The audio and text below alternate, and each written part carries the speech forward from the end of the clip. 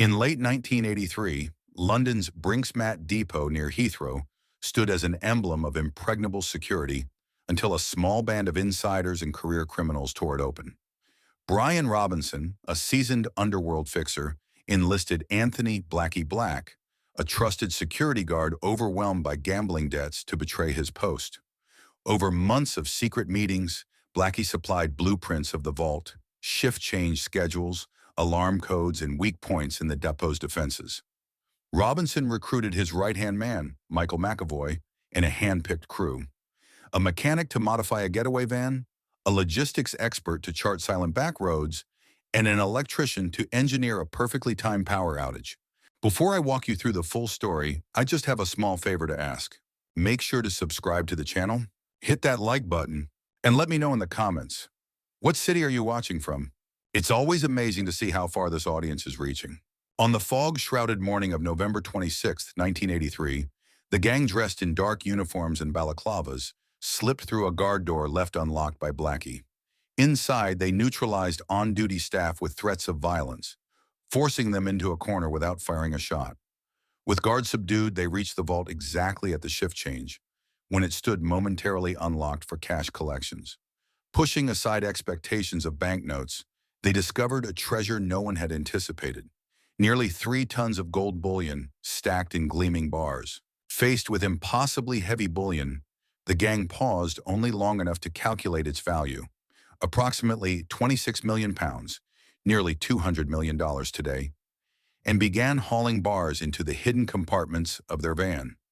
Each bar weighed 27 pounds, but the prospect of life-altering wealth outweighed the risk of extra minutes beneath the depot's harsh lights. With the van packed and Blackie ready to erase his tracks, they melted back into London's pre-dawn streets. Their victory, however, proved Pyrrhic. Transporting and disposing of 3 tons of gold posed staggering challenges. Gold's identifiable refinery stamps made it traceable. Hauling it in bulk risked detection.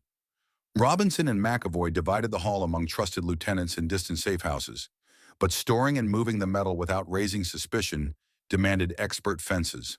They turned to Kenneth Noy, a criminal metallurgist known as Goldfinger, who melted the stamped bars into unmarked ingots and recast them for sale. Next, they enlisted John Palmer, a licensed gold dealer with smelting facilities, to clean and reintroduce the bullion into legitimate markets in small batches, sometimes overseas, using shell companies, offshore accounts, and front businesses to mask its illicit origin.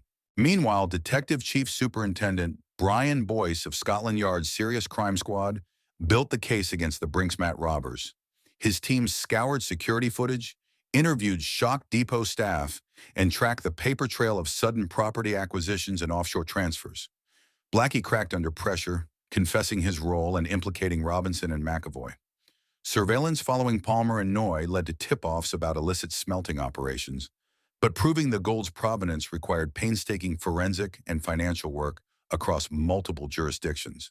In January 1985, Boyce's investigation reached a violent climax. Detective Constable John Fromm, staking out Noy's workshop, was fatally stabbed in a confrontation that exposed Noy's ruthless streak. Although acquitted of murder on self-defense grounds, he later received a 14-year sentence for handling stolen goods. Palmer's empire, built on gold laundering and timeshare fraud, began unraveling. Convicted of conspiracy in 2001, he was murdered in 2015, an unsolved gangland execution that underscored the peril of his trade.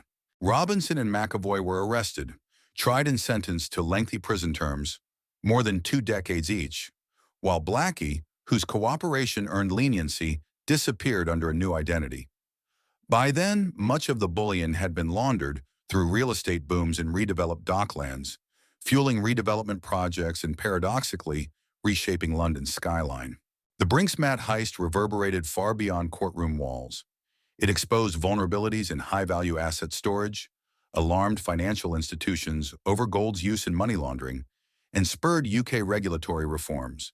Stricter reporting for precious metal transactions, enhanced vetting of security personnel, and the creation of specialized anti-money laundering units.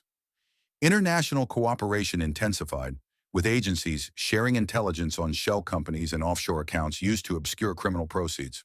More than a daring robbery, the heist became a cautionary tale of ambition unchecked by conscience.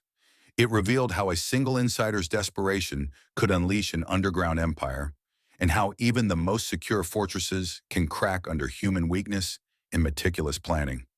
30 years later, its legacy lingers in Titan Vault protocols, forensic improvements, and the law enforcement doctrine that no lock, however sophisticated, can ever be stronger than the people sworn to guard it. If you enjoyed this story, make sure to like the video, subscribe to the channel, and turn on notifications so you never miss the next one.